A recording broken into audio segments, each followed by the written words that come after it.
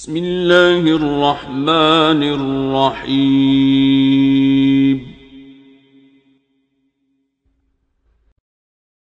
ناظرین حضرات، یہ درس آپ کی خدمت میں اسلامک دعویٰ اینڈ گائیڈنس سینٹر قبہ القصیم کی جانب سے پیش کیا جا رہا ہے۔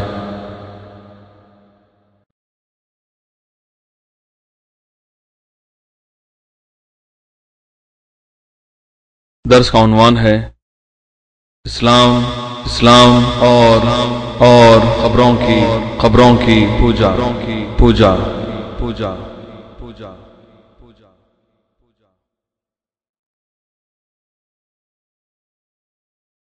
اس درس کو خطاب فرما رہے ہیں فضیلت الشیخ سید معراج ربانی حفظہ اللہ۔ اعوذ باللہ من الشیطان الرجیم۔ قل هذه سبيلي أدعو إلى الله على بصيرة أنا ومن اتبعني وسبحان الله قل هذه سبيلي أدعو إلى الله على بصيرة أنا ومن اتبعني وسبحان الله وما أنا من المشركين۔ اے نبی، آپ کہہ دیجئے میری راہ یہی ہے، میں اور میرے پیروکار اللہ کی طرف پورے علم و یقین اور اعتماد کے ساتھ دعوت دے رہے ہیں، اور اللہ پاک ہے اور میں مشرکوں میں نہیں ہوں۔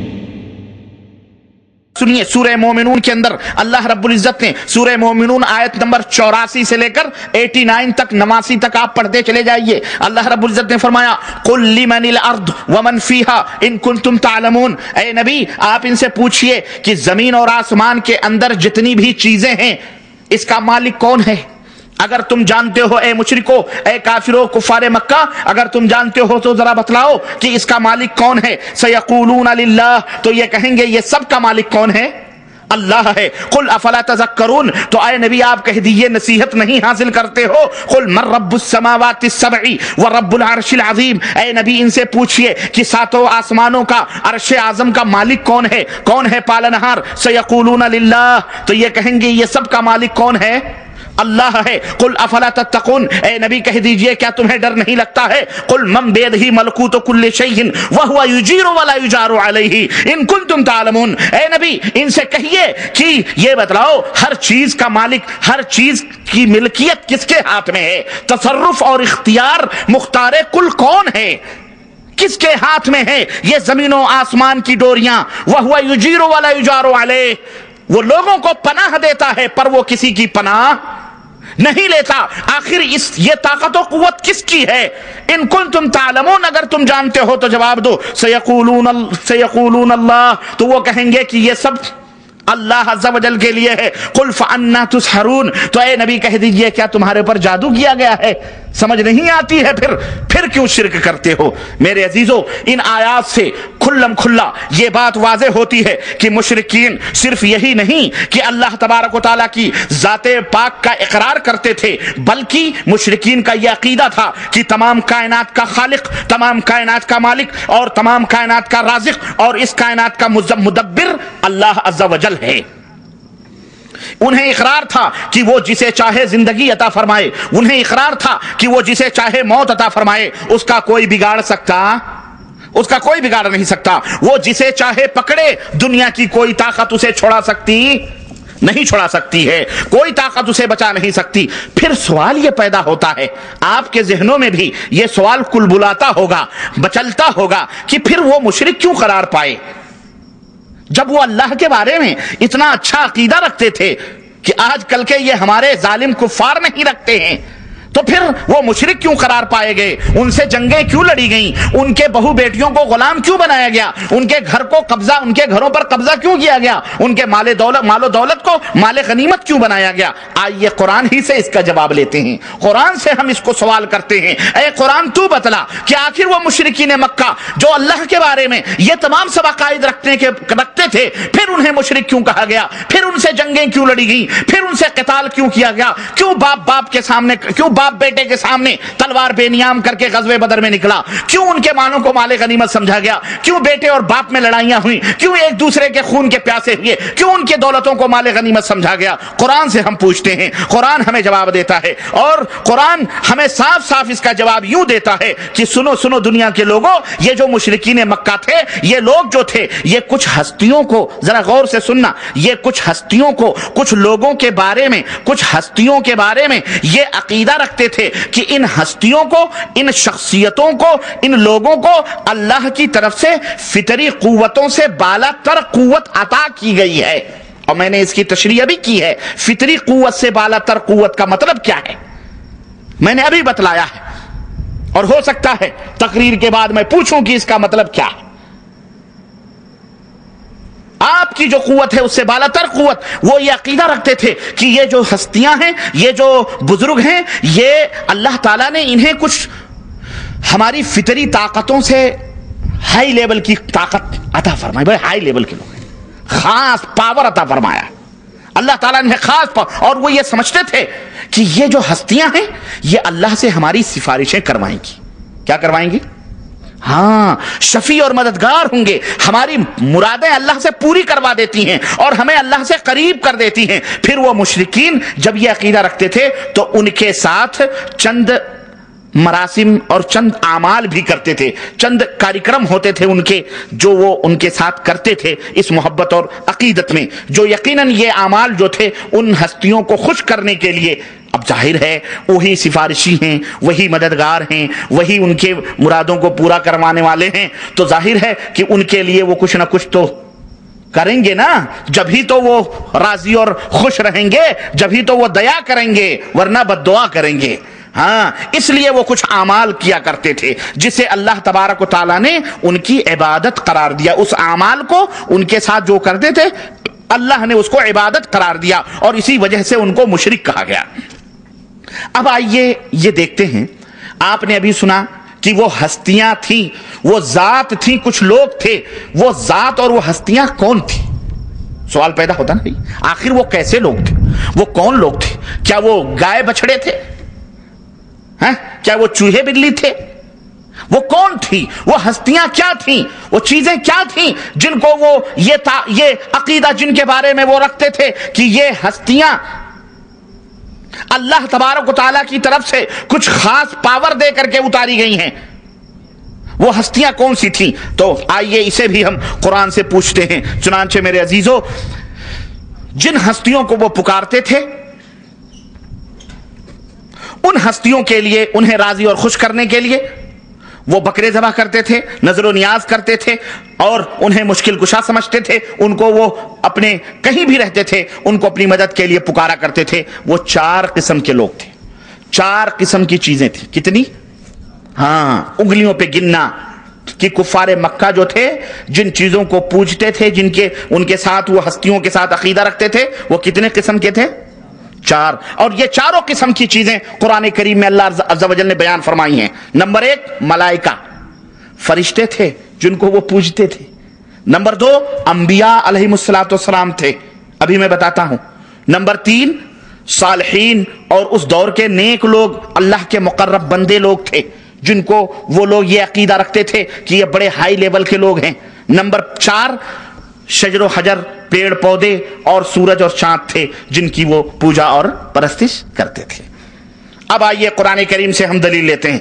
अल्लाह रब्बुल इज्जत ने इरशाद फरमाया, वजअलुल मलाइकतल्लज़ीना हुम इबादुर रहमान इनासन अशहिदू खल्क़हुम सतुक्तबु शहादतुहुम व युसअलून वक़ालू लौ शाअ अर्रहमानु मा अबदनाहुम मा लहुम बिज़ालिका मिन इल्म इनहुम इल्ला यख़रुसून। अल्लाह रब्बुल इज्जत ने फरमाया कि ये मुशरिकीन, इन्होंने फरिश्तों को जो अल्लाह तबारक व तआला के बंदे हैं उनके बारे में ये बातें मशहूर कर दी कि ये फरिश्ते लड़कियां हैं। क्या हैं? फरिश्ते क्या हैं? बेटियां हैं, औरतें हैं। लोगों के अंदर इन मुशरिकों ने यह मशहूर कर दिया कि ये फरिश्ते बेटियां हैं, औरतें हैं। अल्लाह फरमाता है कि जब मैंने इनको पैदा किया, क्या ये मशहूर करने वाले उस वक्त मौजूद थे, हाजिर थे? انہیں علم کیسے ہوا اس بات کا؟ اور یہ بات لکھوا لی جائے گی ان کی گواہی، اور ان سے جواب طلب ہوگا قیامت کے دن، آخر تمہیں کیسے پتا چلا کہ یہ فرشتے بیٹیاں ہیں یا عورتیں ہیں یا لڑکیاں؟ اللہ فرماتا ہے پھر وہ کیا کہتے تھے؟ اور کہتے تھے لو شاء الرحمن ما عبدناہم، اگر اللہ چاہتا تو ہم ان کی عبادت تھوڑی کرتے، یہ اللہ چاہ رہا ہے جبھی تو ہم ان کی عبادت کر رہے ہیں۔ دیکھیں اس آیت کریمہ سے دو غلطیوں کا پتہ چلا، ایک تو یہ کہ وہ فرشتوں کو بیٹیاں تصور کرتے تھے، اور دوسری غلطی یہ تھی کہ دیویاں سمجھ کر ان کی پوجا اور بولو پوجا اور پاٹ کرتے تھے۔ آج زیادہ تر ہمارے ملکوں میں دیکھو گے، بھارت شریف کے اندر اکثر و بیشتر دیویوں ہی کی پوجا ہوتی ہے۔ کمہار ہے، مٹی نکالتا ہے کسی جوہڑ سے، کسی تالاب سے، کسی گڈھے سے، سڑے گڑے مٹیاں اور سڑی گلی گوبریں وبریں ڈال کر اور گھاس پھوس ڈال کر پیروں سے کھدلتا ہے، اس کو مسلتا ہے، مٹی تیار ہوتی ہے، پھر جناب عالی وہ ستونت سنتوشی ماں کی تصویر تیار کرتا ہے، باقاعدے ان کی مورتیاں بناتا ہے، کمہار بناتا ہے، سنوارتا ہے، ان کی چھاتیوں تک کو گول کرتا ہے، کرتا کہ نہیں کرتا؟ ہاں، باقاعدے ان کی چھاتیاں، ان کی ران، ان کے گال، ان کے چہرے خوب سجا سنوار کر اور خوب لباس وباس پہنا کر اور پینٹ ونٹ مار کر جب سجا سنوار کر رکھتا ہے تب مہنت جی آتے ہیں، پنڈت جی آتے ہیں۔ کون سے پنڈت جی؟ وہ پنڈت جی جو کہتے ہیں یہ شودر ہیں، شودر کفا، یہ کمہار جو ہوتے ہیں نیچ ذات کے لوگ ہیں، شودر ہیں، اگر ان کا سایہ ہمارے جسموں پہ پڑ جائے تو ہمارے لیے غسل کرنا، اشنان کرنا انیواریا ہو جاتا ہے، ضروری ہو جاتا ہے، کیونکہ یہ نیچ طبقے کے لوگ ہیں۔ ارے یہی پنڈت جی سے کہو پنڈت جی دان دچھڑا لینے کے لیے، ہڑپ کرنے کے لیے، تو تم بھول جاتے ہو یہ بات کہ اس ایشور کو بنانے والا بھی یہی شودر ہے، یہی نیچ ذات کا ہے، اسی نے پینٹ مارے ہیں، اسی نے گال اور چھاتیاں تیار کی ہیں، اسی نے خوبصورتی بنا بنا کر کے سجا کے رکھا ہے۔ آج تم دان دچھنا لینے کے لیے مہنت بن کے آگے اس کے پوجا پاٹ کرواتے ہو، ہے کہ نہیں حقیقت یہ؟ تو دیویاں آج کل اسی لیے کوئی کون سی دیوی ہے، کوئی لکشمی دیوی ہے، کوئی سنتوشی دیوی ہیں، کوئی کالی دیوی ہیں، کوئی پیلی دیوی، سب پوجے جا رہے ہیں۔ میرا خیال ہے اسی نیتوں سے وہ تمام سب چیزیں انہوں نے لی ہیں اور اس طرح سے وہ اس کی پوجا کر رہے ہیں کہ یہ کہتے ہیں دیوی دیوتا ہیں، اللہ کے بڑے مقرب نعوذ باللہ ہیں، استغفر اللہ۔ اللہ فرماتا ہے یہ کہتے ہیں مشرکین مکہ، بات یہ مشرکین مکہ کی بات چل رہی تھی، لو شاء الرحمن ما عبدناہم، اللہ نہ چاہتا تو ہم ان کی عبادت نہ کرتے۔ اللہ فرماتا ہے انہیں اس کی کچھ حقیقت معلوم نہیں ہے بلکہ یہ لوگ اٹکل پچھو مار رہے ہیں۔ تو اس آیت کریمہ سے ایک بات معلوم ہوئی، اور وہ بات یہ ہے کہ مشرکین مکہ جن ہستیوں کی پوجا کرتے تھے، عبادت کرتے تھے، ان میں فرشتے بھی تھے۔ ان میں کون لوگ تھے؟ فرشتے۔ پتہ چلا کہ نہیں پتہ چلا؟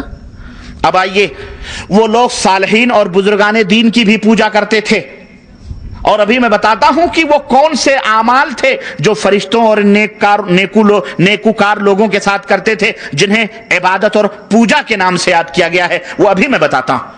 وہ صالحین اور بزرگان دین کون تھے؟ اللہ فرماتا ہے اولئک الذین یدعون یبتغون الی ربہم الوسیلہ ایہم اقرب ویرجون رحمتہ ویخافون عذابہ ان عذاب ربک کان محذورا، سورہ بنی اسرائیل آیت نمبر 57۔ اللہ رب العزت ارشاد فرماتا ہے کہ یہ وہ لوگ ہیں، وہ مقبول بندے ہیں، یہ وہ مقبول بندے ہیں جنہیں کافر پکارتے ہیں، آواز دیتے ہیں، اپنی مدد کے لیے ان کو پکارتے ہیں۔ اللہ فرماتا ہے ارے یہ اللہ کے مقبول بندے خود اللہ کی طرف قریب ہونے کے لیے وسیلہ اور ذریعہ اور راستہ ڈھونڈ رہے ہیں، تو جو خود اللہ سے قریب ہونے کے ذریعے ڈھونڈ رہا ہو، تم اس کو آواز دے کر کے کیا مطلب حاصل کرنا چاہ رہے ہو؟ یہ تو خود محتاج ہیں، یہ تو خود اللہ سے قریب ہونے کے لیے یہ کوشش اور جد و جہد میں لگے ہوئے ہیں کہ ان میں جو کوئی زیادہ مقرب ہے وہ اللہ کی رحمت کی امید رکھے اور اللہ کے عذاب سے یہ ڈرتے ہیں بیچارے، تو تم ان کو کیوں پکارتے ہو؟ تو اس آیت کریمہ سے ہمیں یہ بات معلوم ہوئی کہ کفار مکہ، مشرکین مکہ جن ہستیوں کو پکارتے تھے اپنی مدد کے لیے، وہ بارگاہ الہی کے مقبول بندے تھے، صالحین تھے، نیک لوگ تھے۔ اور سنو وہ لوگ انبیاء علیہم کو بھی پکارتے تھے، نبیوں کو بھی آواز دیتے تھے، ان سے بھی مرادیں مانگتے تھے۔ اس کی دلیل قرآن کریم سورہ بقرہ آپ اٹھا کر کے دیکھیں، پہلے پارے میں سورہ بقرہ کے اندر اللہ عز و جل نے اس حقیقت کو بیان فرمایا ہے کہ وَإِذْ قَالَ اللَّهُ يَا عِيسَى ابْنَ مَرْيَمَ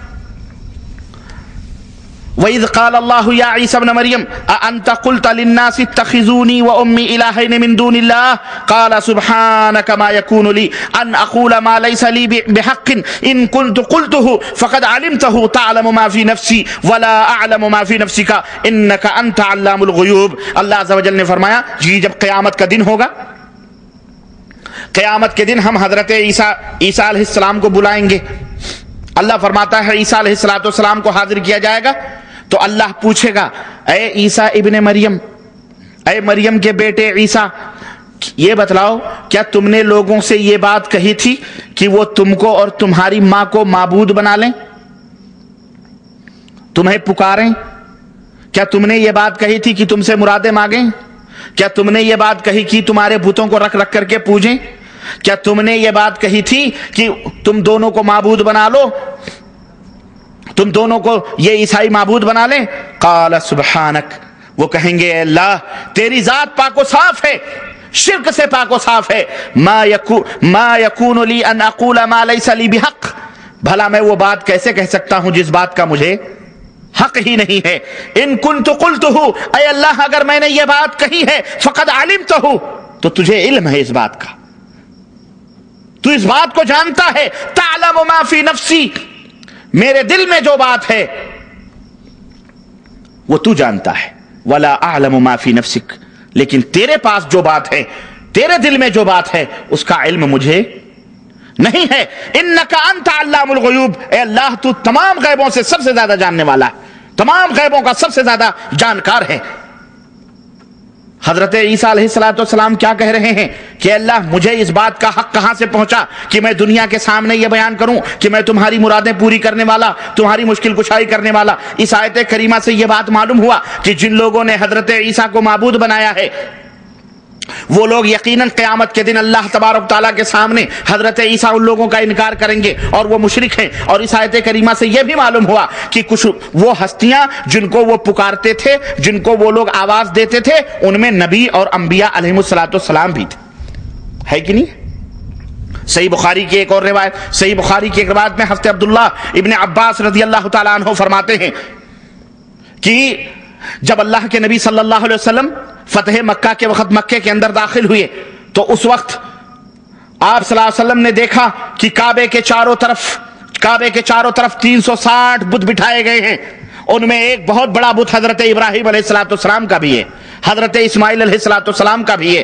حضرت مریم کا بھی بت ہے۔ چنانچہ اللہ کے نبی صلی اللہ علیہ وسلم نے اپنا ڈنڈا لیا اور ابراہیم علیہ السلام کی جو مورتی تھی اس کے گلے میں ڈنڈا ڈال کر آپ نے کھینچا اور اس کو توڑا اور فرمایا جاء الحق وزهق الباطل ان الباطل كان زهوقا، حق آ گیا ہے، اب حق آنے کے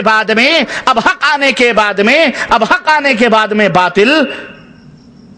باطل ہرگز نہیں رہ سکتا ہے۔ اس طرح سے حضرت ابراہیم علیہ السلام، اسماعیل اور حضرت مریم کے بتوں کو اللہ کے نبی صلی اللہ علیہ وسلم نے ڈنڈا ڈال کر کے، چھڑی سے لے کر کے، پیٹ کر کے اس کو درست کیا اور اس کو توڑ پھوڑ کیا۔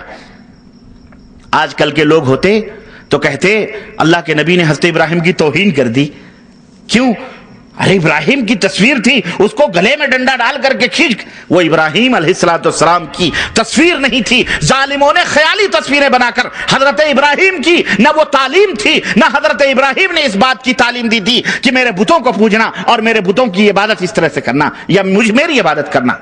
اس لیے بتوں کو توڑنا، اس لیے ان اسلام کے نام پر بنائے ہوئے دین کے نام پر بتوں کو توڑنا، یہ توہین ان کی نہیں ہے بلکہ ان کی تعلیم کو مکمل طور پر ثابت کرنا ہے، ان کی تعلیم کو رائج کرنا ہے۔ میرے عزیزو، اس آیت کریمہ سے معلوم ہوا کہ جو لوگ حضرت عیسیٰ کو پکارتے ہیں، مشکل کشا سمجھتے ہیں، یا ان کی والدہ مریم کو پکارتے اور ان سے مدد مانگتے ہیں، وہ بھی مشرک ہیں اور اور انہیں وہی لوگ اور جو لوگ ان کو پکارتے، جن لوگوں کو یہ لوگ پکارتے تھے ان میں انبیاء علیہ الصلوۃ والسلام بھی تھے. اسی طرح سے اور بھی صالحین اور نیکوکاروں کو وہ پکارتے تھے، جیسے لات ہے، منات ہے، ود ہے، سوا ہے، یغوث ہے، یعوق ہے، نصر وغیرہ. یہ تمام سب مشرکین مکہ ان کی پوجا کرتے تھے، جیسا کہ اللہ عز و جل نے قرآن کریم کے اندر بیان فرمایا ہے، اور صحیح بخاری کی روایات اس تعلق سے وارد ہوئی ہیں. میں اس میں داخل نہیں ہونا چاہتا. تو یہ وہ ہستیاں تھیں، یہ وہ ذات تھیں جن کی یہ لوگ پوجا کرتے تھے، جن میں انبیاء بھی تھے، فرشتے بھی تھے، اور اللہ کے موحد اور نیکوکار بندے بھی تھے. یہاں ایک بات یاد رکھیے، ایک بات آپ یاد رکھیے گا کہ یہ مشرکین جن ہستیوں کو پوجتے تھے ان کے بارے میں یہ عقیدہ نہیں رکھتے تھے، ان کے بارے میں یہ ایمان نہیں رکھتے تھے کہ یہ قوتیں یا یہ اختیارات ان کو اپنے آپ سے حاصل ہوئی ہیں، بلکہ وہ لوگ یہ عقیدہ رکھتے تھے کہ یہ سب اختیارات اور یہ سب تصرفات ان بتوں کو، ان جن کو ہم پوجتے ہیں، یہ اللہ تعالیٰ نے عطا فرمائے، اللہ تبارک تعالیٰ نے ان کو عطا کیا ہے. یعنی ان ہستیوں کی جو طاقت و قوت ہے، جو تصرف اور جو اختیار ہے، یہ عطائی ہے، یہ ذاتی نہیں ہے. وہ یہ عقیدہ رکھتے تھے. آپ کہیں گے یہ تو بہت بڑی بات ہے، اگر یہ مرحلہ آ گیا تو پھر تو ہمارے یہاں سارے کے سارے لوگ شرک کے اندر ڈوبے ہوئے ہیں اور یہی عقیدہ رکھ رہے ہیں. جب ان سے کہا جاتا ہے کہ بھائی ان کو کیوں پوجتے ہو، ان کو کیوں دستگیر سمجھتے ہو، ان کو کیوں تم مالک سمجھتے ہو، ان سے بیٹا بیٹی کیوں لیتے ہو، تو یہی کہتے ہیں کہ میاں یہ لوگوں کو اللہ تعالیٰ نے عطا فرمایا ہے، اللہ تعالیٰ نے ان کو یہ طاقت و قوت عطا فرمائی ہے. ہم یہی کہیں گے ارے یہی عقیدہ تو مشرکین مکہ کا تھا، ان نبیوں کے بارے میں، بزرگوں کے بارے میں. وہ بھی جن بتوں کی پوجا، جن کو بت بنا بنا کر کے پوجتے تھے، وہ یہی عقیدہ رکھتے تھے کہ اللہ تعالیٰ نے ان کو عطا فرمایا ہے، یہ ذاتی طور پر اس کے مالک اور ذاتی طور پر اس کے اختیار اور تصرف کے خالق یہ لوگ نہیں ہیں. اس کی دلیل چاہیے آپ کو. اٹھائیے صحیح مسلم جو بخاری کے بعد سب سے مارکت الآرا کتاب ہے. صحیح بخاری کے اندر اللہ کے رسول صلی اللہ علیہ وسلم نے اس تعلق سے کتاب الحج باب التلبیہ کے اندر یہ حقیقت واضح فرمائی ہے کہ یہ جو مشرکین تھے جب یہ طواف کرتے تھے خانہ کعبہ کا، جب یہ خانہ کعبہ کا طواف کرتے تھے یا حج کرنے کے لیے احرام باندھتے تھے، تو یہ مشرکین مکہ کیا کہتے تھے؟ لبیک اللہم لبیک لا شریک لک لبیک. اے اللہ میں حاضر ہوں، اے اللہ میں حاضر ہوں، اے اللہ تیرا کوئی شریک نہیں ہے، میں حاضر ہوں. اب یہاں تک تو بات صحیح، لیکن اللہ کے نبی فرماتے ہیں یہ ظالم اگر یہیں خاموش ہو جاتے تو بات بڑی اچھی تھی، لیکن اس کے آگے ہم تو یہ کہتے ہیں نا کہ لبیک اللہم لبیک لا شریک لک لبیک ان الحمد والنعمت لک والملک لا شریک لک.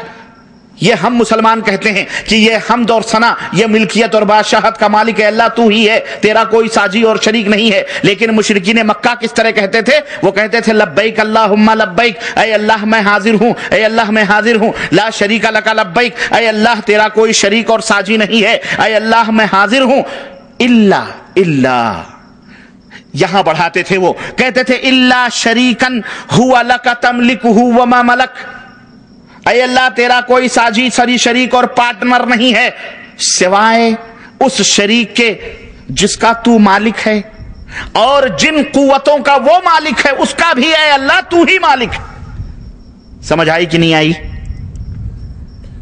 الا شریکن ہوا لک تملکہ وما ملک. تیرا ایک ساجی اور شریک ہے جس کا تو مالک ہے، اور وہ ساجی شریک جن چیزوں کا مالک ہے اللہ، تو ان چیزوں کا بھی مالک ہے. یعنی وہ قوتیں، وہ طاقتیں، وہ تصرفات، وہ اختیارات، وہ سب اے اللہ تو نے انہیں عطا فرمائے ہیں. وہ اپنی ذات کا بھی مالک نہیں ہے، تو نے ہی عطا فرمائے ہیں، تیرے ہی دیے سے وہ سب کو بانٹ رہے ہیں، تیرے ہی دیے سے وہ سب کچھ کر رہے ہیں. یہ ان کا عقیدہ تھا. اعوذ باللہ. مشرکین کا یہی وہ عقیدہ تھا میرے عزیزوں، میرے دوستوں، جس کی بنیاد پر اللہ عز و جل نے انہیں کافر قرار دیا اور مشرک قرار دیا. یہ بات آپ کی سمجھ میں آ گئی ہے. تو اب آخری بات ہم آگے بڑھتے ہوئے ہم ذرا یہ بھی دیکھیں کہ وہ بزرگ ہستیاں، ان کے ساتھ وہ عمل کیا کرتے تھے जिस अमल को, जिस काम को अल्लाह तबारक ताला ने उनकी इबादत कहा है, या जिनकी वजह से वो मुशरिक करार पाए, उनके इबादत करने वाले करार पाए, या उनके पुजारी करार दिए गए। कुरान करीम से हम पूछते हैं, अल्लाह अज़्ज़ा वजल कुरान करीम में हमें जवाब देता है। नंबर एक, वो मुशरिकीन जो थे वो उन बुजुर्गों को यानी फरिश्तों को, नबियों और वलियों को अपनी हाजत रवाई और अपनी मुश्किल कुशाई, अपनी मुरादों के लिए पुकारा करते थे। चुनांचे अल्लाह रब्बुल इज्जत इरशाद फरमा रहा है, कुल इन्नी नुहीतु अन अअबुदल्लज़ीना तदऊन मिन दूनिल्लाह, सूरह अनआम आयत नंबर 56। ए नबी, आप दुनिया वालों से कह दीजिए, इन मुशरिकों से कह दीजिए कि मुझे अल्लाह ने मना फरमाया है, मुझे रोक दिया गया है उनकी मैं उनकी इबादत करूं जिनको तुम पुकारते हो। मुझे अल्लाह तबारक ताला ने मना फरमाया है कि मैं उनकी इबादत करूं जिनको तुम पुकारते हो। और यह बात आपको मालूम हो चुकी है कि जिनको वो पुकारा करते थे वो कौन लोग थे। वो चार किस्म की चीजें थी, नेक और सालेह लोग थे, अंबिया थे, पेड़ और पौधे और सूरज वगैरह थे, है कि नहीं, आपको मालूम है, और फरिश्ते थे, उनको पुकार। अल्लाह के नबी से अल्लाह तबारक ताला ने यह फरमाया कि तुम अपनी जुबान से इस बात का इजहार कर दो कि इन्नी नुहीतु, मैं मुझे मना किया गया है, अन अअबुदल्लज़ीना तदऊन मिन दूनिल्लाह, कि अल्लाह के सिवा जिनको तुम आवाज देते हो, पुकारते हो, मैं उनकी इबादत करूं। इससे मालूम हुआ कि दुआ करना या पुकारना यह भी क्या है, बोलो, इबादत है, और इबादत अल्लाह के लिए है। गोया पुकारो या दुआ मांगो तो सिर्फ किससे, अल्लाह अज़्ज़ा वजल से। अल्लाह के सिवा पुकारोगे तो ये क्या करार पाएगा, शिर्क करार पाएगा। और ये काम जो है कुफ्फारे मक्का, मुशरिकीन मक्का किया करते थे। नंबर 2, कुफ्फारे मक्का का दूसरा काम जिसको अल्लाह ताला ने इबादत करार दिया है वो ये था कि वो अपने माबूदों के लिए नजर नियाज और चढ़ावे वगैरह भी चढ़ाते थे। इसकी दलील कुरान करीम में अल्लाह रब्बुल इज्जत ने यूं बयान फरमाई है, सूरह अनआम आयत नंबर 136 कि वजअलू लिल्लाहि मिम्मा ज़रअ मिनल हर्ज़ि वल अनआमि नसीबन फ़क़ालू हाज़ा लिल्लाह बिज़अमिहिम व हाज़ा लिशुरकाइना, कि उन्होंने, अल्लाह ने जो खेती और मवेशी पैदा किए हैं, ये खेतियां या मवेशियां जो अल्लाह ने पैदा किए हैं, उनमें इन मुशरिकीन ने अल्लाह का एक हिस्सा ठहराया और कहा यह हिस्सा तो अल्लाह का है और यह हिस्सा हमारे माबूदों का है। बिल्कुल वही बात है, यह बकरा कुर्बानी का है, यह बकरा गौसे पाक का। बिल्कुल वही मुशरिकीन मक्का वाला तर्ज। मुशरिकीन मक्का यह कहा करते थे कि अल्लाह फरमाता है कि एक हिस्सा उन्होंने अल्लाह का ठहराया और बोले ये अल्लाह का है उनके ख्याल में और ये हमारे शरीकों का है यानी बुतों का है। चुनांचे इस आयत करीमा से ये बात वाज़े हो गई कि मुशरिकीन जो है गल्ले और चौपाए और जानवर अपने माबूदों को नजर किया करते थे। आज भी डेगें ठनकाई जा रही हैं, आज भी मुर्गे लिए जा रहे हैं, आज भी बकरे लेके जाया जा रहा है और उन पर चढ़ावे चढ़ाए जाते थे उस जमाने में भी और आज भी। और नंबर 3, वो मुशरिकीन और अपने माबूदों के लिए क्या करते थे, जिसको अल्लाह ताला ने इबादत करार दिया है, वो अपने माबूदों के नाम पर जानवर भी ज़िबह करते थे, अपने माबूदों के नाम पर जानवर भी ज़िबह करते थे और सिर्फ नाम ही पर नहीं, नाम पर भी ज़िबह करते थे और उनके स्थानों पर ले जाकर के ज़िबह करते थे। चुनांचे कुरान करीम में अल्लाह रब्बुल इज्जत ने फरमाया वमा उहिल्ल बिही लिगैरिल्लाह, हराम चीजों में जहां खिंजीर है, जहां खून है, जहां मुर्दार हैं, वहीं वो जानवर भी हराम है जिसे गैरुल्लाह के नाम पर ज़बह किया गया हो, अल्लाह के सिवा गैरों के नाम पर ज़बह किया गया हो। हमारे बहुत सारे दोस्त कहते हैं कि मियाँ हम तो ले जाते हैं बाबा के दरबार में लेकिन ज़बह तो अल्लाह ही के नाम पर करते हैं। सुनो, अल्लाह रब्बुल इज्जत इरशाद फरमाता है वमा ज़ुबिहा अलन नुसब, और वो जानवर भी हराम है जो किसी स्थान पर ले जाकर के ज़बह किया गया हो। हाँ, जो मखसूस जहां शिरक होते हैं उनके स्थानों पर ले जाकर के भले बिस्मिल्लाह अल्लाह अकबर कह के ज़बह करोगे, वो भी क्या हो जाएगा, मुर्दार हो जाएगा और वो भी शिरक करार पाएगा।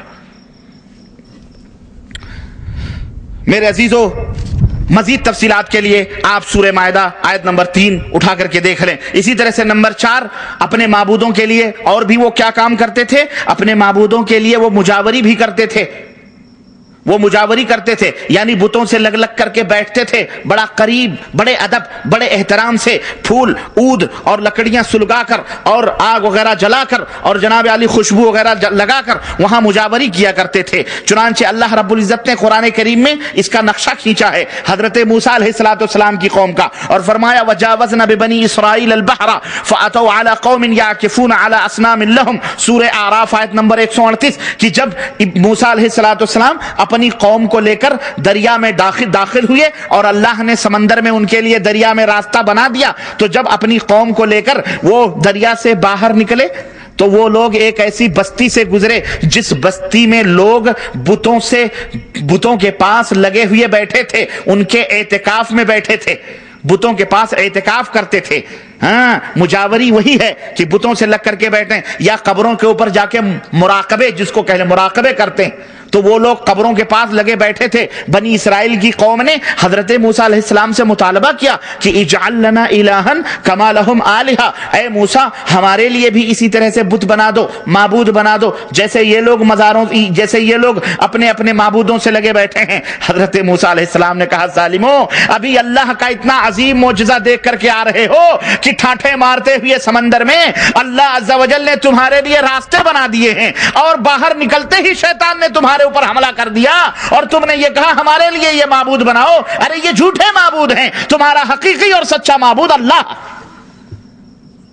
لیکن دیکھو نبیوں کے ساتھ رہتے ہوئے بھی شیطان کتنا دھوکہ دے رہا ہے، اور قریب سے دھوکہ دے رہا ہے۔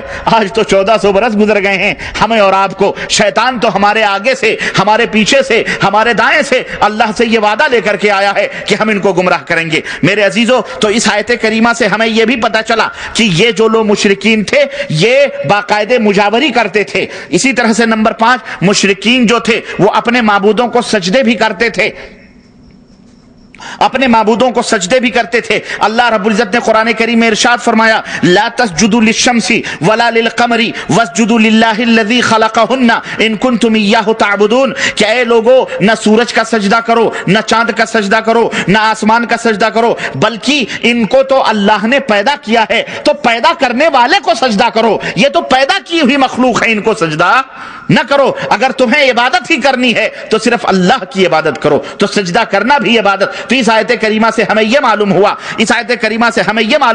کہ وہ لوگ سورج کو پوجتے تھے، چاند کو بھی پوجتے تھے، اور اس کے بھی سجدے کیا کرتے تھے۔ میرے عزیزو، اب یہ تمام سب اعمال جو کچھ بھی آپ نے سماعت فرمائے ہیں کہ پکارتے تھے ان کو، ان کے نام کے نذر و نیاز بھی چڑھاتے تھے، ان کے نام کے ذبیحے بھی ذبح کرتے تھے، ان کی مجاوری بھی کرتے تھے، یہ تمام سب اعمال اللہ تعالیٰ نے ان کو کیا قرار دیا ہے؟ بولو، عبادت۔ اس کو کیا قرار دیا ہے؟ عبادت۔ اب یہ چیزیں اگر تم نے کسی اور مخلوقات کے لیے کی تو پھر یہی چیز کیا قرار پائے گی؟ شرک قرار پائے گی۔ اور سنو، اب آپ سوال کر سکتے ہیں کہ وہ لوگ کیوں کرتے تھے ایسا، ان کے ساتھ یہ عبادتیں کیوں کرتے تھے جبکہ اللہ کو مانتے تھے؟ تو ان کے سامنے 2 مقصد تھے، اور آج بھی انہی 2 مقصدوں کی وجہ سے آدمی ان کے پاس جاتا ہوتا ہے، شرک وغیرہ جو کرتا ہے اس کے سامنے 2 ہی مقصد ہوتے ہیں، ایک تو خوف ہوتا ہے، مارے ڈر کے کرتے ہیں، اور دوسرا لالچ ہوتی، اور وہ لالچ دنیاوی لالچ ہوتی ہے، اخروی لالچ کسی کو نہیں ہوتی ہے۔ کوئی خواجہ اجمیری کے مزار پر اس لیے نہیں جاتا ہے کہ وہ جنت میں بخشوا لیں گے، بلکہ بیٹا ہی بیٹی مانگنے کے لیے جاتا ہے، مصیبتوں اور دکھوں میں پکارنے کے لیے، چادر چڑھانے کے لیے جاتا ہے۔ داتا کا ہجویری اور پاک پٹن میں صرف مرغا لیے اس لیے جاتے ہیں کہ منتیں مانی ہیں، ہم نے فلانے کی زمین غصب کی تھی، بابا کے نام کی منت مانی، ہماری ڈگری ہو گئی، خلاص مرغا ذبح کر دیں گے، چادر چڑھا دیں گے۔ تو 2 مقاصد ہوتے تھے ان کے سامنے، تو مشرکین بھی یہی کرتے تھے۔ اللہ رب العزت نے ان کے ان مقصدوں کو قرآن کریم میں کھول کھول کے بیان کیا ہے۔ سورہ یونس آیت نمبر 18، وَيَعْبُدُونَ مِن دُونِ اللَّهِ مَا لَا يَضُرُّهُمْ وَلَا يَنفَعُهُمْ وَيَقُولُونَ هَؤُلَاءِ شُفَعَاؤُنَا عِندَ اللَّهِ۔ اللہ فرماتا ہے کہ یہ مشرکین مکہ جو تھے، یا مشرکین اس دور کے جو تھے، وہ لوگ اللہ کے سوا ایسے لوگوں کو کی عبادت کرتے ہیں جو نہ انہیں نقصان پہنچا سکتے تھے نہ انہیں فائدہ پہنچا سکتے تھے، لیکن وہ ان کا عقیدہ یہ تھا ہؤلاء شفعاؤنا عند اللہ، یہ اللہ کے دربار میں ہماری سفارش کریں گے۔ تو ایک مقصد ان کا کیا تھا؟ وسیلہ بنیں گے، سفارش کریں گے ہم۔ اب ظاہر ہے کہ وہ مشرکین مکہ آخرت کے اوپر یقین تو نہیں رکھتے تھے، وہ کہتے تھے یہی دنیا کے اندر مر پٹ جائیں گے، ہمارا کوئی حساب و کتاب نہیں ہوگا. اس لیے سفارشی کس معاملے میں کوئی دنیا کی بات پھنسی تو ان کے دربار میں چلے گئے, خلاص بگڑی بنا دی گئی. ہاں اس لیے ان کو سفارشی سمجھتے تھے وہ لوگ. اور اسی طرح سے دوسرا مقصد کیا تھا؟ دوسرا مقصد یہ تھا کہ وہ کہتے تھے ما نعبدہم الا لیقربونا الی اللہ زلفا. سورہ الزمر آیت نمبر 3 اٹھا کر کے دیکھیں, اللہ رب العزت نے فرمایا کہ اس دوسرا مقصد, جس مقصد کے لیے وہ ان کو پوجتے تھے, ان کو پکارتے تھے, نذر و نیاز چڑھاتے تھے, یہ تھا کہ وہ کہتے تھے ہم ان کی عبادت صرف اس لیے کرتے ہیں تاکہ یہ ہمیں اللہ سے قریب کر دیں. بڑے گنہگار ہیں, بڑے پاپی ہیں, ہم اللہ کو نہیں بلا سکتے, ہم اللہ کے سامنے کیسے فریادیں کر سکتے ہیں, تو ہم ان کے دربار میں چڑھا کر کے کہ گرو گھنٹال تم ہی ہمیں اللہ تک پہنچا دو. یہ تو اس طرح سے اللہ عز و جل نے فرمایا یعنی اللہ کا قرب حاصل کرنے کے لیے, اللہ کی نظروں میں محبوب بننے کے لیے, اللہ کا پیارا بننے کے لیے وہ لوگ ان ہستیوں کے ساتھ یہ تمام سب کام کرتے تھے. میرے عزیز, میرے دوست, اب تک کی تمام باتوں کا خلاصہ اور نچوڑ یہ ہوا کہ مشرکین مکہ جو تھے وہ اللہ کو خالق بھی سمجھتے تھے, رازق بھی سمجھتے تھے, اور ساری چیزوں اور سارے اختیارات کا مالک صرف اللہ کو سمجھتے تھے. اور اللہ کے ساتھ ساتھ وہ فرشتوں, پیغمبروں, بزرگوں, صالحین اور ولیوں وغیرہ کو اور پیڑ پودوں کو وہ پوجتے تھے, اور ان کے بارے میں یہ عقیدہ رکھتے تھے کہ انہیں اللہ کی طرف سے فطرت سے بالا تر طاقت عطا کی گئی ہے, یہ فطرت سے بالا تر قوت کے مالک ہیں اور ان کو اللہ تعالیٰ نے عطا کیا ہے. اسی لیے وہ انہیں پکارتے تھے, ان سے التجائیں کرتے تھے, ان کی نظر و نیاز مانتے تھے, ان کے اوپر چڑھاوے چڑھاتے تھے, ان کے نام اور ان کے استھانوں پر جانور لے جا کر کے ذبح کرتے تھے, اور ان کی مجاوری کرتے تھے, ان سے مجاوری کرنے بیٹھتے تھے, انہیں سجدہ کرتے تھے. یہ تمام سب کام ان کا ہوتا تھا, اور یہی سب کام ان کا شرک تھا. اسی وجہ سے وہ کافر قرار پائے, انہیں قتل کیا گیا, قیدی بنایا گیا, ان سے جنگیں لڑی گئیں, انہیں جہنمی قرار دیا گیا. میرے عزیز, اب ان آیات قرآنیہ کی روشنی میں جو آپ نے سماعت فرمائی ہیں, جو آپ نے سنی ہیں, آئیے ذرا موجودہ دور کے ان قبر پرستوں اور قبر کے پجاریوں کا جائزہ لیں, اور جو شدے, علم, چبوترے, جھنڈے, پنجے, مزار, قبر, استھان, جو آج کلمہ لا الہ الا اللہ محمد الرسول اللہ صلی اللہ علیہ وسلم پڑھ کر کے آج یہ مولوی کروا رہا ہے, یہ ملا کروا رہا ہے, میں اس میں عوام کو میں اس لیے میں ان کو تھوڑا سا دوسرے درجے پہ رکھتا ہوں کہ ان عوام کو اس بیچاروں کا پتہ نہیں ہے, بلکہ وہ لمبی لمبی داڑھیاں, لمبے لمبے صافے اور پگڑیاں اور لمبی لمبی چھڑیاں اور تسبیحیں دیکھ کر یہ اللہ کے نبی کی یہ بھولی بھالی امت ان کے فیور میں آ جاتی ہے, اور ان کی چگنی چپڑی باتوں میں وہ آ جاتی ہے. تو ان مولویوں کا یہ اصل میں یہ کام ہے. وہ لوگ جو ہے آج ان کی وجہ سے یہ بیچارے گمراہ ہوئے ہیں. تو آئیے ہم ان قبر کے پجاریوں کا جائزہ لیں کہ یہ جو کام کرتے ہیں کیا ان کا یہ کام مشرکین مکہ کی طرح ہے یا نہیں. کیا ان کا یہ کام صرف لا الہ الا اللہ محمد رسول اللہ نکال دیجئے, باقی یہ سارا کام مشرکین مکہ کی طرح ہے یا نہیں ہے. نام کی بات بھی آئے گی تو مشرکین مکہ میں بھی عبدالعزیز تھے, اب مشرکین مکہ میں بھی عبداللہ نام کے موجود تھے لوگ, نام بھی کوئی مختلف نہیں تھا, صرف یہ تھا کہ وہ کلمہ لا الہ الا اللہ نہیں پڑھتے تھے. آج کلمہ لا الہ الا اللہ پڑھ کر کے اسلام کا لیبل لگا کر بالکل وہی عمل کیا جا رہا ہے جو مشرکین مکہ کیا کرتے تھے. آئیے اس کا پتہ لگائیں, ان کے عقیدے انہی لوگوں کے عقیدوں کی طرح ہیں یا نہیں ہیں. ہو سکتا ہے کسی کے ذہن میں یہ سوال اٹھتا ہو کہ جناب ہم تو کلمہ پڑھتے ہیں, ہم تو نماز پڑھتے ہیں, ہم مشرک کیسے ہو سکتے ہیں؟ کیا مسلمان بھی مشرک ہو سکتا؟ کیا کلمہ پڑھ کے بھی آدمی مشرک ہو سکتا ہے؟ تو ایسے میرے عزیزوں, میرے بھائیوں کو میں یہ بتلانا چاہوں گا کہ اس آیت کریمہ قرآن کی آیت سنو. قرآن کریم کی روشنی میں اللہ رب العزت ارشاد فرما رہا ہے, وہ اپنا جواب ڈھونڈو کہ اللہ کیا فرما رہا ہے. اللہ فرما رہا ہے کہ وما یؤمن اکثرهم باللہ الا وهم مشرکون. بہت سارے ایسے لوگ ہیں جو لا الہ الا اللہ پڑھتے ہیں, جو اللہ کے اوپر ایمان لانے کا دعویٰ کرتے ہیں, لیکن وہ مشرک ہیں. تو اس آیت کریمہ سے ہمیں یہ معلوم ہوا کہ شرک ایک ایسا خطرناک گناہ ہے کہ وہ کلمہ پڑھنے کے باوجود بھی انسان کو لگ سکتا ہے, کیونکہ اللہ فرما رہا ہے اور اللہ اپنے فرمان میں جھوٹا नहीं है। तो शिर्क करने के बावजूद भी, कलमा पढ़ने के बावजूद भी आदमी मुशरिक हो जाता है। यानी अक्सर दावेदारान ईमान जो हैं वो शिर्क की दलदल में फंसे हुए हैं। अगर कोई कहता है कि बंदे खुदा तुम दावा तो ईमान का करते हो, अल्लाह के बंदो तुम तो अल्लाह रब्बुल इज्जत के ऊपर ईमान का दावा करते हो मगर शिर्क में गिरफ्तार हो, आखिर क्यों शिर्क कर रहे हो, शिर्क और तौहीद को तुम क्यों मिला रहे हो? तो जवाब देते हैं कि मियां हम शिर्क थोड़ी कर रहे हैं, बल्कि अंबिया और औलिया से मोहब्बत रखते हैं, उनकी उनकी अकीदत, उनसे हम उल्फत करते हैं, उनसे मोहब्बत रखते हैं। उनकी अकीदत में शिर्क तो तब होता जब हम उन्हें अल्लाह के बराबर समझते, हम उन्हें अल्लाह के बराबर समझते। हम तो उन्हें अल्लाह का बंदा समझते हैं, अल्लाह का मखलूक समझते हैं। अल्लाह ने उन्हें यह कुदरत और यह तसर्रुफ दे दिए हैं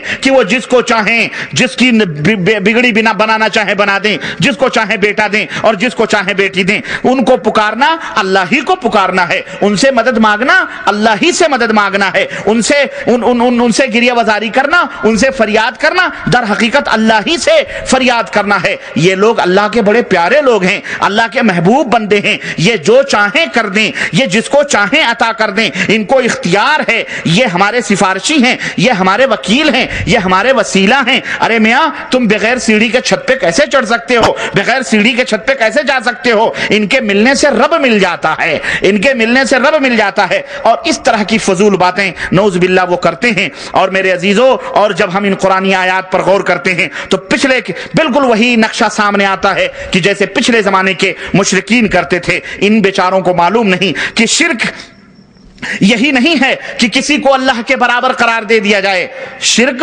सिर्फ यही नहीं है कि किसी को अल्लाह के बराबर करार दे दिया जाए या उसके मुकाबिल माना जाए, बल्कि शिर्क यह भी है कि जो चीजें, जो बातें अल्लाह अज़्ज़ा वजल ने अपनी जात, अपनी सिफात और अपनी इबादत के लिए मखसूस फरमा ली हैं, उन्हें गैरों के लिए करना यह भी क्या कहलाता है? शिर्क कहलाता है। मिसाल के तौर पर सजदा करना, तवाफ करना, रुकू करना, कुर्बानी, मिन्नत, मुश्किल के वक्त पुकारना, कुदरत व तसर्रुफ वगैरह, ये तमाम सब चीजें, ये सब दूसरों का भी कुछ हिस्सा, इन सब चीजों में दूसरों का भी कुछ हिस्सा जानना, चाहे जाती या अताई, बहरहाल ये तमाम सब शक्लें शिर्क की आती हैं। और शिर्क एक ऐसा भयंकर और एक ऐसा खतरनाक गुनाह है कि अल्लाह तबारक व तआला इसको कभी माफ नहीं करेगा। अल्लाह रब्बुल इज्जत ने कुरान करीम ने फरमाया, इन्नहु मन युशरिक बिल्लाह फक़द हर्रमल्लाहु अलैहिल जन्नह, जो अल्लाह ताला के साथ शिर्क करते हुए मरेगा अल्लाह जन्नत को उसके ऊपर हराम कर देगा। मेरे अजीज, मेरे दोस्त, बातें बहुत हैं और बड़ी लंबी चौड़ी बातें इस ताल्लुक से हो सकती हैं, और लेकिन वक्त का तकाजा यह है, वक्त हमें इसकी इजाजत नहीं दे रहा है। इसलिए इतनी बात जो मैंने आपको बतलाई है कि जो कुफारे मक्का, मुशरिकीन मक्का, शिर्क की हकीकत, शिर्क क्या था, उनका शिर्क क्या था, अगर आज भी उसी तरह से लोग अमल करें, अगर आज भी उसी तरह से लोग अमल करेंगे तो वो भी क्या कहलाएगा? शिर्क कहलाएगा, और वो लोग भी मुशरिक कहलाएंगे। इसलिए हम मुसलमानों से ये दरखास्त करेंगे, हम अल्लाह के नबी की उम्मतियों से ये दरखास्त करेंगे कि ऐ नबी की उम्मत के लोगों, अल्लाह से डरो और शिर्क जैसे गुनाहों से तौबा करो। ये पीर परस्तियां, ये कब्र परस्तियां, ये बावे, ये कुछ नहीं तुम्हें दे सकते हैं, न ये तुम्हारा कोई बाल बेका कर सकते हैं, न तुम्हारी कोई बिगड़ी बना सकते हैं, और ना ही तुम्हें कुछ फायदा पहुंचा सकते हैं। एक बात जरा बतलाओ, एक बात हमें जरा बतलाओ, मैं तुमसे पूछना चाहता हूं, और वो बात यह है कि अगर तुम्हें कोई मुसीबत आए या किसी बंदे को, आखिरी बात कह के मैं अपनी बात खत्म करना चाहूंगा, अगर किसी बंदे को किसी मुश्किल का सामना है, किसी मुसीबत का सामना है और वो चाहता है कि उसकी मुश्किल दूर हो जाए, लेकिन वो अल्लाह के सिवा किसी दूसरी हस्ती को पुकारना चाहता है जिसे तुम पुकारते हो, जैसे ये कहा जाता है या अली मुश्किल कुशा, या गौसल मदद, या ख्वाजा, या वगैरह वगैरह, ऐसी ही दूसरी किसी हस्ती को पुकारना चाहता है जो उसकी मुश्किल को दूर कर दे। अब बताएं, अब एक सवाल है और वो ये है, और वो बताएं कि अगर अल्लाह के सिवा कोई और हस्ती इस कायनात के अंदर मुश्किल हल कर सकती है, अल्लाह के सिवा कोई और हस्ती मुश्किल हल कर सकती है, तो जरा बतलाओ कि पुकारने वाला और उस मुश्किल कुशा के दरमियान जो हजारों मील की दूरी पर है, वो जिंदगी में या जिंदगी के बाद पुकारने वाले की आवाज को सुन सकता है? नहीं, सवाल समझ में आया? نہیں سمجھ میں آیا؟ آپ لوگ ادھر ادھر دراصل توجہ بانٹے ہوئی ہیں نا، یہ جو چلت پھرت ہو رہی ہے اس سے آپ نظریں ادھر ہو جاتی ہیں۔ ایک شخص ہے، اس کو مشکل درپیش ہے اور وہ اللہ کے سوا کسی اور کو پکارنا چاہ رہا ہے، جس کے بارے میں لوگوں نے یہ مشہور کیا ہوا ہے کہ یہ مشکل دور کرتا ہے، ٹھیک ہے؟ جیسے لوگ کہتے ہیں نا یا غوث یا خواجہ۔ اب بتلاؤ وہ کسی مشکل میں پھنسا ہے اور وہ جس کو پکارنا چاہتا ہے، ہزاروں میل کا فاصلہ ہے اس کے درمیان، اور اس کے جس بابے کو یا جس ہستی کو پکارنا چاہ رہا ہے، اب وہ یہاں سے پکار رہا ہے، تو بتلاؤ وہ زندہ ہو یا مردہ ہو، وہ اس کی آواز کو سن سکتا؟ اب سوچو، یا غوث کہاں بھارت شریف میں پکارا جا رہا ہے، پاکستان شریف میں پکارا جا رہا ہے، بنگلہ دیش شریف میں پکارا جا رہا ہے، پکارا جا رہا ہے کہ نہیں پکارا؟ افغانستان شریف میں پکارا جا رہا ہے۔ کتنا فاصلہ ہے بولو؟ اب یہ پکارنے والے کون ہوئے؟ چلو مان لیتے ہیں کہ وہ سنتا بھی ہے، وہ سن لیتا ہے، ہزاروں میل کے فاصلے پر بھی وہ اس کی آواز کو ہم سپوز فرض کر لیں کہ وہ سن لیتا ہے اتنے فاصلے پر، تو پھر سوال یہ پیدا ہوتا ہے کہ کیا وہ دنیا کی ہر زبان جانتا ہے اللہ کے سوا؟ جس کو وہ پکارنا چاہ رہا ہے، اگر ہم مان لیں کہ وہ ہماری آواز کو سنتا بھی ہے، تو کیا وہ دنیا کی ہر زبان سمجھتا ہے؟ کیوں؟ اس لیے کہ اس دنیا میں مختلف زبانوں کے بولنے والے ہیں۔ سرائی کی زبان والا سرائی کی زبان میں پکارے گا، پنجابی زبان والا پنجابی زبان میں پکارے گا، عربی زبان والا عربی زبان میں پکارے گا، ہندی زبان والا ہندی زبان میں پکارے گا، چائنیز زبان والا اپنی زبان میں پکارے گا، انگلینڈ جرمنی والا جرمنی انگلینڈ والا انگلینڈ کی زبان میں پکارے گا، امریکی زبان میں پکارے گا، کیرلا والا کیرلا والی زبان میں پکارے گا، مدرازی تمل زبان میں پکارے گا، سری لنکی سنگھالی زبان میں پکارے گا، پشتو والا پشتو زبان میں پکارے گا، ہے کہ نہیں؟ ہر ایک زبان میں پکارنے والا پکارے گا۔ تو کیا وہ جس کو وہ پکارنا چاہ رہا ہے وہ ہر زبان سمجھتا اور جانتا ہے؟ بولو۔ دنیا میں تو ہم نے یہ سنا تھا کہ وہ تو انگوٹھا ہی چھاپ مر گیا، تو مرنے کے بعد میں وہ کیا ہر زبان سمجھنے لگا؟ چلو ہم یہ مان لیتے ہیں، اگر ہم یہ مان لیتے ہیں اور یہ بھی کوئی ثابت کر دے کہ نہیں، جس ہستی کو ہم پکار رہے ہیں وہ ہر زبان سے واقف ہے، ہر زبان کو وہ ہستی جان رہی ہے، تو پھر ایک سوال یہ پیدا ہوتا ہے کہ ایک منٹ میں، ایک سیکنڈ میں ہزاروں اور سینکڑوں لوگ اس کو پکارتے ہیں۔ ایک سیکنڈ یا ایک منٹ میں اس پکارنے والے کو ہزاروں یا سینکڑوں لوگ پکارتے ہیں۔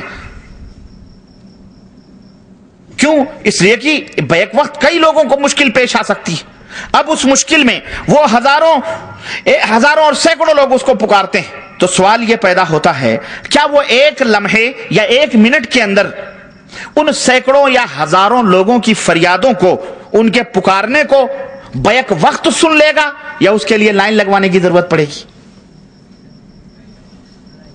بولو۔ ایک لمحے میں کیا وہ تمام لوگوں کی فریادوں کو سن لے گا جو ہزاروں سینکڑوں لوگ پکار رہے ہیں، یا اس کے یہاں لائن لگانے کی ضرورت پڑے گی؟ اللہ اکبر۔ یہ وہ سوالات ہیں جو ذہنوں میں گونجتے ہیں، اور اس کا کوئی جواب دنیا کا مائی کا لال دے سکتا؟ جو لوگ اللہ کے سوا دوسروں کو پکارتے ہیں، چلو ہم یہ بھی مان لیتے ہیں، تو سوال یہ پیدا ہوتا ہے کیا اس ہستی کو جو زندہ ہے یا مردہ، اس ہستی کو کبھی نیند بھی آتی ہے یا نہیں آتی ہے، یا وہ ہمیشہ جاگتا رہتا ہے؟ سوال ہے کہ نہیں ہے یہ؟ یا اس ہستی کو نیند بھی آتی ہے یا وہ ہمیشہ جاگتا رہتا ہے؟ اگر اسے نیند آتی ہے تو پھر تو ہمارے پاس اس کے ٹائم ٹیبل کی ایک لسٹ ہونی چاہیے کہ وہ کب سوتا ہے کب جاگتا ہے۔ ہمارے اللہ کی شان تو یہ ہے، کیا ہے؟ اللہ لا الہ الا هو الحی القیوم لا تاخذہ سنۃ ولا، اسے نہ نیند آتی ہے، نیند تو نیند ہے، اسے اونگ تک نہیں آتی۔ یہ ہمارے اللہ کی شان ہے۔ لیکن اللہ کے سوا یہ جس کو پکارنا چاہ رہا ہے، چاہے وہ ہستی زندہ ہو یا مردہ، اسے کبھی نیند آتی ہے یا نہیں؟ اگر نیند آتی ہے تو ہمارے پاس ایک لسٹ ہونی چاہیے کہ کب اس کو نیند آتی ہے اور کب وہ جاگ رہا ہوتا ہے، تاکہ ہم اپنی مشکل صرف اسی وقت پیش کریں جب وہ جاگ رہا ہو، اس کے نیند میں ہم ڈسٹرب نہ کریں۔ یا پھر یہ بتلایا جائے کہ اسے کبھی نیند ہی نہیں آتی، اور جسے کبھی نیند نہیں آتی وہ کون ہے؟ بولو اللہ۔ نمبر 5، ایک شخص گونگا ہے۔ کیا ہے؟ گونگا ہے۔ گونگے بھی ہوتے ہیں نا؟ یا کوئی انسان کسی ایسی مشکل میں پھنسا ہوا ہے کہ اس کا گلا بند ہے، بندھا ہوا بیچارہ، آواز نہیں نکل رہی ہے اس کی۔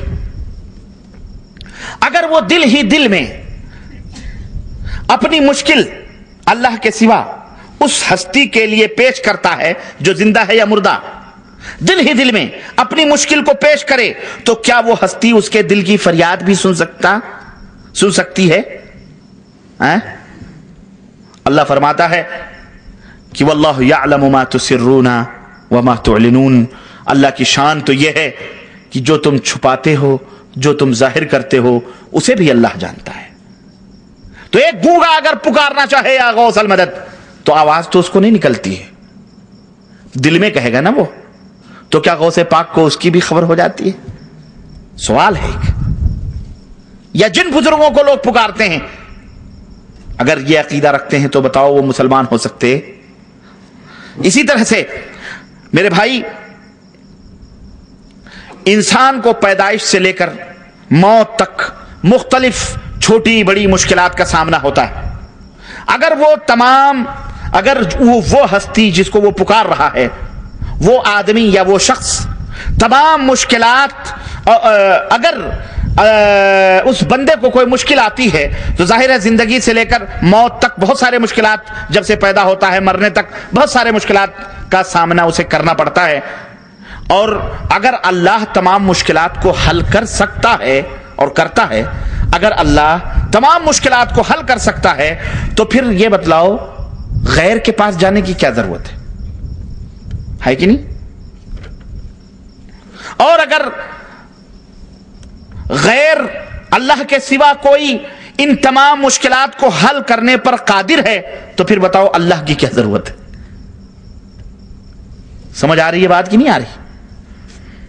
نعوذ باللہ، یہی ثابت کرنا چاہ رہے ہیں کہ کچھ باتیں اللہ کر لیتا ہے، کچھ باتیں یہ، اعوذ باللہ۔ چلو اس کا بھی ایک سوال ہے، اور وہ یہ ہے کہ اگر اللہ غیر اللہ جس کو یہ پکارتے ہیں، چاہے ولی ہو، نبی ہو، پیر ہو، کوئی بھی ہو، اگر جن کو یہ مشکل کشا تم سمجھتے ہو، حاجت روا سمجھتے ہو، تمام، اگر یہ ان کو حاجت روا اور مشکل کشا سمجھتے ہو، اگر یہ تمام مشکلات کے حل کرنے پر قادر ہیں، تو سوال یہ پیدا ہوتا ہے، اگر یہ تمام مشکلات پر حل کرنے پر قادر ہیں، یا اگر یہ تمام مشکلات پر اگر تمام مشکلات کے حل کرنے پر قادر یہ نہیں ہیں، مثال کے طور پر اگر یہ نہیں ہیں، تو ہو سکتا ہے کہ کچھ مشکلات حل کرنے کا بیڑا اللہ نے اٹھایا ہو، اور کچھ مشکلات کے حل کرنے کی ذمہ داری ان کے سامنے، ان کے اوپر ہو۔ تب بھی ہمارے سامنے ایک ایسی صورت میں ایک فہرست ہونی چاہیے کہ کون سے مشکلات اللہ سے حل کروائے جائیں اور کون سے مشکلات ان غیر اللہ سے حل کروائے جائیں۔ ہے کہ نہیں؟ حقیقت ایک سوال ہے کہ نہیں؟ سوال۔ اور ایک سوال یہ بھی ہے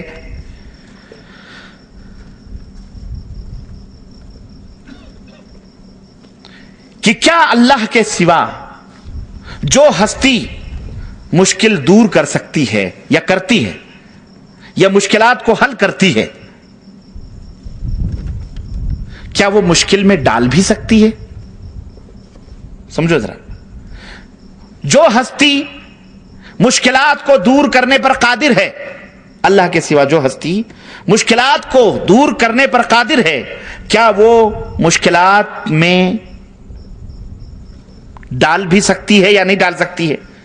یا اس کی ڈیوٹی صرف مشکلات کے حل کرنے پر؟ ہم نے تو آج کل کسی کو مشکل میں ڈالتے ہوئے نہیں دیکھا، سب کو مشکل کشے ہی کہتے ہوئے دیکھا۔ یا علی توڑ دشمن کی نلی، یا علی مشکل کشا، اگر وہ مشکل کشا ہیں تو کیا وہ مشکل میں ڈالتے بھی ہیں؟ ہے کہ نہیں؟ اگر وہ ہستی مشکل حل کر سکتی ہے تو پھر مشکل ڈالنے والا کون ہے؟ سمجھو اس کو، سمجھ میں آ رہی بات کی نہیں آ رہی؟ اگر وہ ہستی صرف مشکلات ہی حل کرتی ہے تو بتاؤ مشکلات میں ڈالنے والا کون ہے؟ نعوذ باللہ، اس کا مطلب یہ ہے کہ اللہ ڈالتا ہے، یہ لوگ کیا کرتے ہیں؟ نکالتے ہیں. تو نعوذ باللہ یہ تو بڑے ہمدرد ہوئی، ظالم تو سب سے بڑا اللہ ہوا، نعوذ باللہ. میرے بھائی اسی طرح سے نمبر 9 ظاہر ہے کہ نتیجہ یہی نکلے گا کہ اللہ تعالیٰ مشکلات ڈالنے والا ہے، اور اللہ کے سوا جو لوگ ہیں جن کو یہ پکارتے ہیں وہ مشکلات کو حل کرنے والے ہیں. تو اب یہاں سپوز بالفرض ایک ہستی مشکلات ڈالنے پر مصر ہو، ان دونوں میں ایک ہستی مشکلات ڈالنے پر مصر ہو کہ ہم مشکل ڈالیں گے، لیکن دوسری ہستی مشکل کے حل کرنے پر مصر ہو، تو دونوں ہستیوں میں کون جیتے گا؟ ڈالنے والا جیتے گا یا حل کرنے والا جیتے گا؟ لڑائی یہ تو لڑانا ہوا نا پھر اللہ کے مقابلے میں غیروں کو. اور آخری بات یہ ہے کہ اگر کسی کی نماز جنازہ ہمیں پڑھنی ہے تو اس کی مغفرت یا بخشش کے لیے ہم اللہ کو پکاریں گے یا غیر اللہ کو پکاریں گے؟ بولو. تو جو زندگی بھر جب مرنے کے بعد تم اللہ کو پکارتے ہو تو زندگی میں اللہ کو کیوں نہیں پکارتے ہو؟ ہے کہ نہیں میرے عزیزو؟ یہ آخری یہ وہ سوالات ہیں جو ایک باشعور غیرت مند اللہ سے ڈرنے والے مسلمان کے دل میں اس کے ذہن میں پیدا ہوتے ہیں. اور جب یہ سوالات پیدا ہوتے ہیں تو اس کے سامنے کھل کر کے ایک ہی ہستی آتی ہے کہ لوگوں یہ پاکھنڈی، یہ مکار، یہ عیار، یہ قبر پرست ہو نکو نام جو قبروں کی تجارت کر کے کیا نہ بیچو گے جو مل جائیں صنم پتھر کے، یہ قبروں کے ڈھونگی پاکھنڈی، یہ جبے، یہ تسبیحاں، یہ دستار، یہ پگڑیاں، یہ ولایت کے نام پر جو ڈنکے بجوا رہے ہیں، یہ سب اس پاپی پیٹ کے لیے کر رہے ہیں، کھانے پینے کے لیے کر رہے ہیں. یہ پورے عقائد وہی ہیں جو مشرکین مکہ کے ہیں. نام بدل دیا گیا اور لیبل چینج کر دیا گیا. کیوں؟ اگر رام رکھیں گے، اگر لات رکھیں گے، منات رکھیں گے تو دنیا تھوکے گی کہ تو مسلمان ہو کر کے رام اور دیوی دیوتا اور لات اور منات کی پوجا کر رہا ہے. اس لیے نام بھی چینج کر کے کسی کو غوث اعظم کہا گیا، کسی کو قطب عالم کہا گیا، کسی کو داتا گنج کہا گیا، کسی کو غریب النواز کہا گیا، کسی کو امیر النواز کہا گیا، کسی کو سلطان الہند کہا گیا. نام چینج کر کے بالکل کام وہی ہو رہا ہے جو مشرکین مکہ کیا کرتے تھے، اور بلکہ مشرکین مکہ سے بھی بدترین قسم کے اعمال آج کل کا یہ کلمہ پڑھنے والا مسلمان کر رہا ہے، جو قبروں کے اوپر جا کر کے. اور میرے عزیز طواف، سجدے، سب کچھ، یہ چاہے جزائر ہو، چاہے یہ مغرب ہو، یہ جتنے بھی کنٹریز ہیں عرب کے، آپ سعودی عربیہ کو چھوڑ کر یہ جتنے بھی قرب و جوار میں ہیں جا کے دیکھیں، گلی گلی میں، سوریا میں، مغرب میں، تیونس میں، مصر میں، گلی گلی میں مزاروں کی پوجا اور پرستش ہو رہی ہے. اور ان کی ذلت و رسوائی کا یہی حال ہے کہ آج ان کو کوئی مکھی کی طرح بھی نہیں سمجھ رہا ہے. ایک مملکت سعودی عربیہ اللہ کے فضل و کرم سے زندہ ہے جو دولت توحید ہے، توحید و سنت کا ملک ہے. اللہ سے یہی دعا ہے کہ اللہ اس ملک کو ہمیشہ قائم و دائم رکھے، اور اس کے سربراہان، اس کے ذمہ دار کو اللہ تبارک تعالیٰ دن دونی رات چوگنی زندگی اور ترقی عطا فرمائے. میرے عزیزو، آج جو دولت، آج جو نعمت اللہ رب العزت نے عطا فرمائی ہے یہ اسی توحید کی بدولت ہے. اے میرے عزیزو، تم بھی توحید کی طرف پلٹو، ہمارے اپنے ملکوں میں بھی توحید لاؤ، تاکہ یہ نعمتیں، یہ خیرات جو ہندوستان، پاکستان، بنگلہ دیش کے اندر جو یہ کفار، یہ مشرکین کھا رہے ہیں، ہم غربت کی وجہ سے اپنے دیشوں اور اپنے ملکوں سے ہجرت کر کے دوسرے ملکوں میں جا کے محنت اور مزدوری کر رہے ہیں، اور اللہ کی ان نعمتوں پر یہ غیر لوگ قبضہ کیے ہوئے بیٹھے ہیں. اللہ ہمیں بھی وہ طاقت و قوت عطا فرمائے کہ ہم توحید کے جھنڈے کو، سنت کے جھنڈے کو دنیا کے لے کر کھڑے ہوں، اور شرک کے جتنے مظاہر ہیں، چاہے یہ اسلام کے نام پر ہوں یا غیر اسلام کے نام پر ہوں، اللہ ہمیں وہ طاقت و قوت عطا فرمائے کہ ہم سب کو اس دنیا سے نیست و نابود کر دیں، تاکہ صرف ایک منارہ نظر آئے، اور وہ منارہ کس کا ہو؟ عرش والے کا ہو، اس کے گھر کا ہو، اس کی مسجد کا ہو. دنیا کے کوئی منارے اس دنیا میں نظر اللہ رب العزت ہم سب کو نیک عمل کرنے کی توفیق عطا فرمائے اور ہم سب کو کتاب و سنت پہ چلنے کی توفیق عطا فرمائے اور ہم سب کو اپنے نبی سے سچی اور پکی محبت کرنے کی توفیق عطا فرمائے اور ہم سب کو شرک جیسی غلاظت اور شرک جیسے بدترین جرم اور بدترین گناہ سے ہم سب کو بچنے کی اور توبہ کرنے کی توفیق عطا فرمائے اور تمام دنیا کے مسلمانوں کو توحید و سنت کے جھنڈے کو لہرانے کی توفیق عطا فرمائے. آمین یا رب العالمین. وصلی اللہ علی نبینا محمد وعلی آلہ وصحبہ اجمعین. والسلام علیکم ورحمۃ اللہ وبرکاتہ. اگر کسی قسم کا کوئی سوال ہے، کوئی مسئلہ ہے تو آپ پوچھ سکتے ہیں. کھڑے ہی رہ جائیں گے، کوئی بات نہیں. مختصر سوالات ہوں، موضوع سے متعلق ہوں. ماشاءاللہ آپ لوگ ہمارے برادرم فاضل دوست جناب شیخ عنایت اللہ صاحب سنابلی کے درسوں سے ماشاءاللہ اتنے مستفید ہوئے کہ سوالات کرنے کی ضرورت ہی نہیں محسوس کرتے ہیں. اللہ وہ بے شک یہ بڑی خوشی کی بات ہے اور اللہ تعالیٰ جزائے خیر عطا فرمائے. مکتب جالیات کے جتنے بھی متعاونین اور ہمارے برادرم فاضل دوست شیخ عنایت اللہ صاحب کو بھی اور اسی طرح آپ حضرات کو بھی کہ اس چھوٹی سے بستی میں رہ کر آپ دین اسلام کی باتیں سننے سمجھنے کے لیے آئے، تو الحمدللہ اگر کوئی سوال نہیں ہے تو ماشاءاللہ تبارک اللہ اس کا مطلب یہ ہے کہ آج کا یہ محاضرہ، آج کا یہ خطاب آپ حضرات کی سمجھ میں اچھی طرح سے آ گیا ہوگا. تو کچھ علم ملا ہے آپ کو، شرک کس کو کہتے ہیں، توحید کس کو کہتے ہیں اور کس سے کیسے بچنا چاہیے، ہے کہ نہیں؟ تو اللہ تعالیٰ اس کے مطابق ہم کو عمل کرنے کی توفیق عطا فرمائے. آمین یا رب العالمین. وصلی اللہ علی نبینا محمد وعلی آلہ وصحبہ اجمعین. والسلام علیکم ورحمۃ اللہ. چلیں ایک دو سوالات ہیں تو وہ سوال اللہ جزائے خیر دے. کوئی مسئلہ ہو تو پوچھ سکتے ہیں بے شک. ایک شخص قرآن کی آیت لکھ کر پانی کی بوتل میں ڈال کر اس پانی کو وہ تھوڑا تھوڑا پیتا ہے، کیا یہ کسی حدیث سے ثابت ہے؟ قرآن و حدیث کی روشنی میں جواب دیجیے. کوئی حرج اس میں نہیں ہے. اللہ کے رسول صلی اللہ علیہ وسلم پانی میں دعا کیا کرتے تھے، کر دیتے تھے. یوں بھی دعا کے ساتھ تھوک نہیں بلکہ تھوک نکلنی چاہیے، اس میں کر دیں تاکہ اس کو پی لیں تو کوئی حرج نہیں ہے اس میں، لیکن وہ دعا قرآن کریم کی ہو. اگر کسی نے اپنے خالہ کا دودھ پیا ہو تو اس دودھ کی کتنی مقدار ہوگی جس سے خالہ کی لڑکی سے وہ نکاح نہیں کر سکتا ہے؟ اگر کسی نے اپنے خالہ کا دودھ پیا ہو تو اس دودھ کی کتنی مقدار ہوگی جس سے خالہ کی لڑکی سے وہ نکاح نہیں کر سکتا؟ اس دودھ کی مقدار تقریباً 5 دفعہ دودھ پیے وہ ہے نا، 5 مسات ہے، 5 دفعہ وہ پیے دودھ. کوئی بچہ اگر اپنی خالہ کا دودھ 5 مرتبہ پیا ہے، یہ نہیں کہ ذرا سا پی لیا تو حرام ہوگی، نہیں، 5 مرتبہ. کتنے مرتبہ؟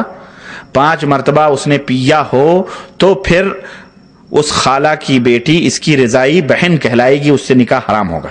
ٹھیک ہے؟ اچھا، اور دوسرا سوال یہ ہے کہ خالہ کی لڑکی یعنی خالہ کی نواسی سے نکاح درست ہے کہ نہیں؟ جب خالہ کی لڑکی سے نکاح درست ہے تو لڑکی کی لڑکی سے نکاح تو کیوں نہیں درست ہے؟ بے شک درست ہے.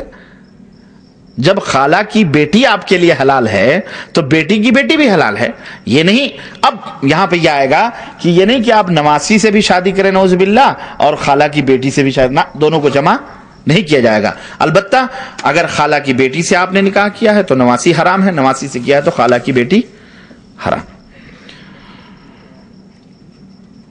غوث، علی، خواجہ وغیرہ ان کے لیے اگر ہم دعائیں مغفرت کریں تو کیا یہ شرک ہے؟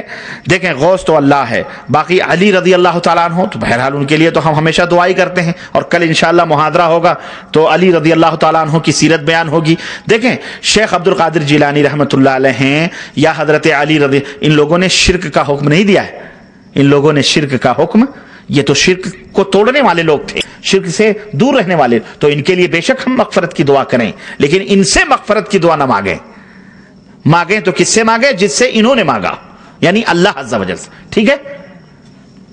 وصلی اللہ علی نبینا محمد وعلی آلہ وصحبہ اجمعین. السلام علیکم ورحمۃ اللہ وبرکاتہ.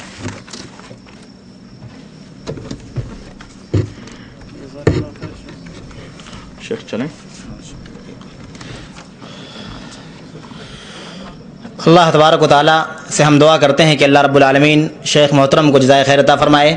آپ کے اس قیمتی محاضرے پر اور شرک و بدعات اور اس طرح سے عقیدے کے تعلق سے ان قیمتی باتوں پر ہم دعا کرتے ہیں کہ اللہ رب العالمین آپ کو مزید اس سلسلے میں گفتگو کرنے اور لوگوں کو اس سلسلے میں اپنی تحقیقی معلومات سے نوازنے کی توفیق عطا فرمائے. اور ایک اعلان اور سن لیں آپ لوگ کہ کل بھی انشاءاللہ محاضرہ ہے، اور کل جو پروگرام ہے وہ ہے حضرت علی بن ابی طالب رضی اللہ تعالیٰ عنہ کی زندگی، سیرت علی بن ابی طالب۔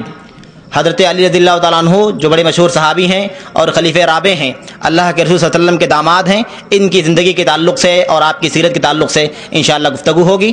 آپ لوگ حاضر ہوں اور فائدہ اٹھائیں۔ اللہ آپ سب کو جزائے خیر عطا فرمائے۔